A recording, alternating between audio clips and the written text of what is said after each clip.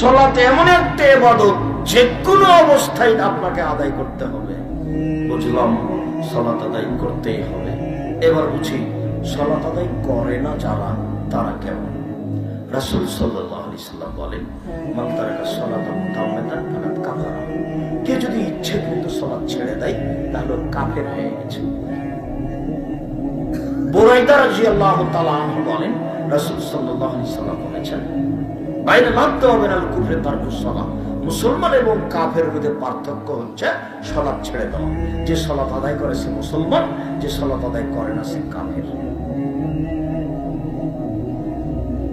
আবু হুরায়রা রাদিয়াল্লাহু তাআলা আনহু বলেন, রাসূল সাল্লাল্লাহু আলাইহি ওয়াসাল্লাম বলেছেন, উমিরতু আন উকাতিলান নাস হাত্তা ইয়াকুলু লা ইলাহা ইল্লাল্লাহ ওয়া ইকুমুস সালাহ। আল্লাহ নবী বলেন, আমাকে আদেশ করা হয়েছে আমি মানুষকে লা ইলাহা ইল্লাল্লাহ বলতে বলবো আর সালাত আদায় করতে বলবো। প্রয়োজনে পিটিয়ে মারবো, না হয় মরবো, পিটিয়ে সালাত আদায় করাবো ওকে। এই কথা আল্লাহ নবী বলছেন, পিটিয়ে।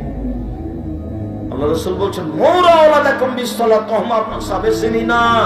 তোমরা তোমাদের ছেলে মেয়েকে সালাত আদায় করতে বলো যখন ছেলে মেয়ের বয়স 7 বছর। ওয়াজরিবহুম আলাইহা ওয়াহুম আবনা আশরিনা। পিটিয়ে সালাত আদায় করাও যখন ছেলে মেয়ের বয়স 10 বছর 15 বছর হয়ে গেছে, ছেলে মেয়ে নামাজ পড়ে না, তখনও বাপ বেঁচে আছে, এই কথা মিথ্যে। এটা বাপ নয়, ওটা হলো সৎ বাপ। ওটা বাপ নয়, হলো চাচা। ওটা বাপ হলে এই কাজ করতো না। এই যে আমি বললাম এটা ওর বাপ নেই, দেখি কোন যুবক কে আছে এমন কোন মুরব্বী আমাকে কাছে প্রমাণ করতে পারে আমি তার বাপ। বাপ নেই বলে এই যে আমি তার বাপ, আমি আপনাকে না করে দিলাম। কিসের ভিত্তিতে আপনি হ্যাঁ করবেন দেখি? 10 বছর হলে ছেলেকে পিটিয়ে সালাত আদায় করাতে হবে, তার নাম বাপ। আর তোমাকে তো বলেছি, সেদিন বলেছি তোমার মা নয়, এটা তোমার খালা। তোমার মা যদি হয় এটা তো তোমার বোন। এখানে ক্লাস 10-এ পড়ে, দেখো পাঞ্জার চুল নিয়ে এখানে দাঁড়িয়ে আছে তোমার মায়ের পাশে, আর তোমার মা ছোট ব্লাউজ পরে আছে, পেট দেখা যায়, পিঠ দেখা যায়, এগুলো সব ফিরি মোহর দেয়। তোমার বাপ আর জাতি এগুলো ভোগ করবে, এটা কথা হলো? তোমার মার স্বভাব কেন এমন?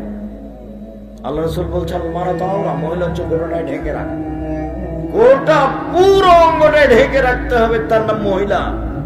রাসূল সাল্লাল্লাহু আলাইহি সাল্লাম বলছেন, শোনো, লা তুবাসসিরুল মারাতু আল মারাতা।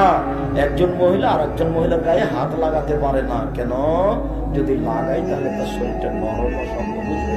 ফাতানা থালে যাও যে হা কেন ইয়ানজুরু ইলাইহা, তখন নরম হলে